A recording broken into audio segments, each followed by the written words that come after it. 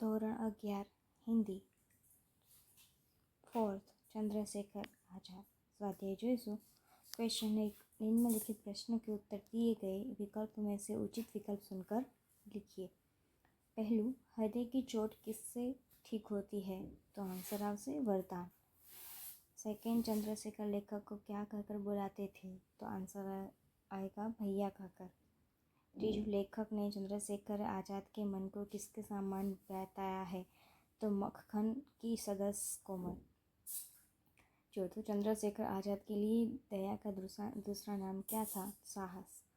5, क्रांतिकारी लोग कैसे होते थे? वचन के कृपण व मंतव्य के बड़े गोप्य।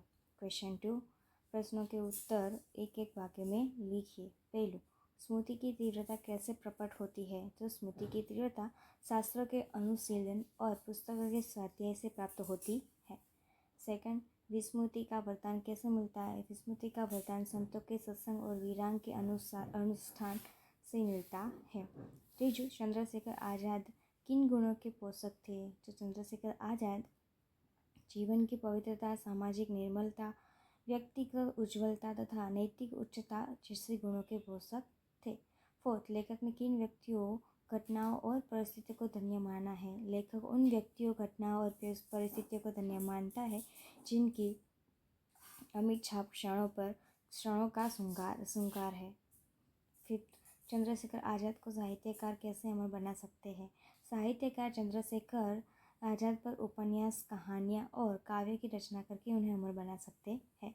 क्वेश्चन 3, निम्नलिखित प्रश्न के उत्तर 2-3 वाक्यों में लिखिए। पहलू, शरीर और मन पर लगी चोट में क्या फ़र्क है? शरीर पर लगी हुई चोट का प्रभाव उतना कष्टकारी नहीं होता जितना मन पर लगी हुई चोट का होता है।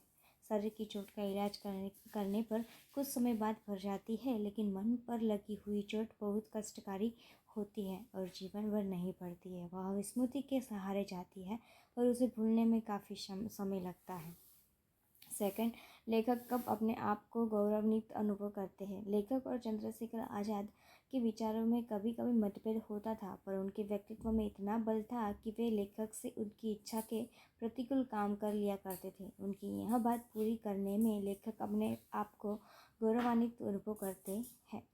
थर्ड, चंद्रशेखर आजाद के विषय में निर्विवाद रूप से क्या कहा जा सकता है? चंद्रशेखर आजाद के विषय में निर्विवाद रूप से यह कहा जा सकता है कि जिस मान्यता से मन में हिचुक, शौथिल्य, कार्यविद्युत, बुद्धिवाद तथा पलायनवाद को अवसर मिले, उसके वे पूर्ण रूप से प्रतिकूल थे।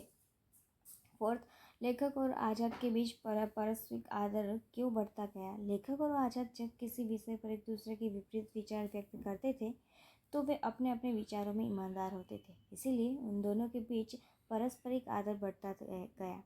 क्वेश्चन 4, 5 से 6 वाक्य में उत्तर लिखिए। पहले, जीवन में क्षण की क्या विशेषता है?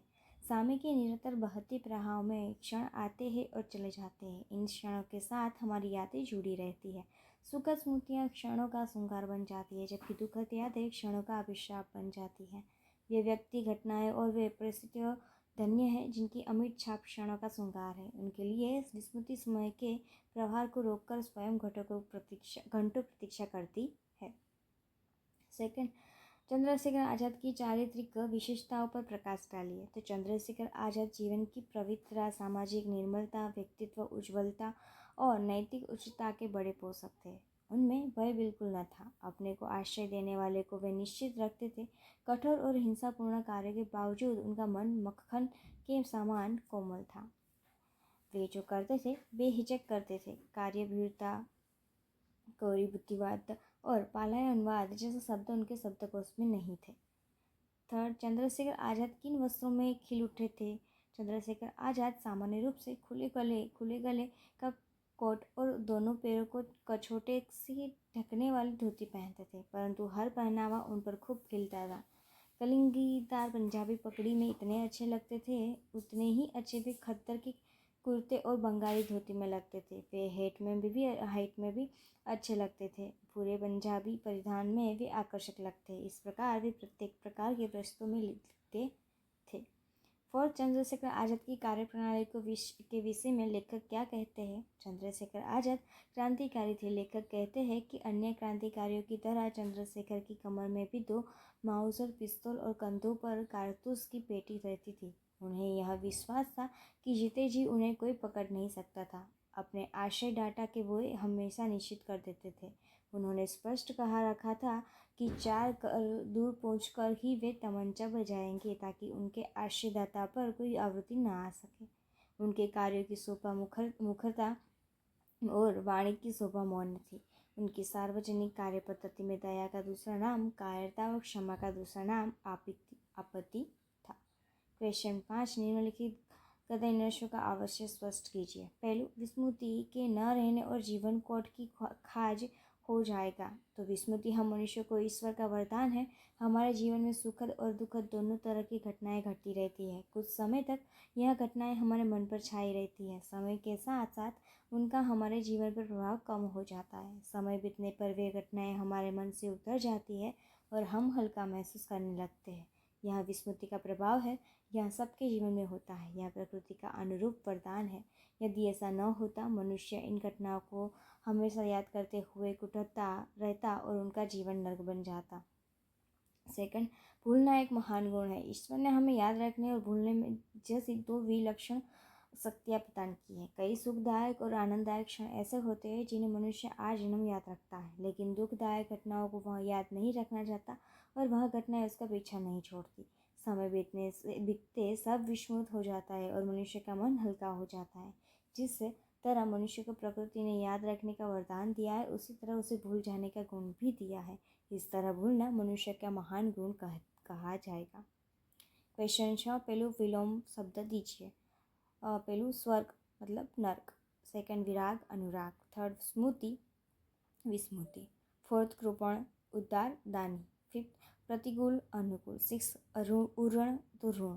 6 है। क्वेश्चन 6, समानार्थी शब्द लिखिए। पहलू अभिशाप लांछन तथा तो साफ, सेकंड कटी कमर, थर्ड ध्वंस विनाश, फोर्थ अपराध गुनाह, फिफ्थ निहरी निर्दोष विरक्त। क्वेश्चन 7, उपसर्ग अलग कीजिए। विस्मृति तो वी, सेकंड अभिशाप तो अभि, थर्ड आघात तो आ, फोर्थ अमीर तो अ। क्वेश्चन 7 में सेकंड प्रत्यय अलग कीजिए। पहलू राजनीतिक इक, सेकंड कायरता ता, थर्ड व्यक्तित्व त्व, फोर्थ साहित्यक तो इक, फिफ्थ स्वर्गीय तो ईर्य। આ સાથે આપણું સ્વાધ્યાય અહીંયા પૂરું થાય છે।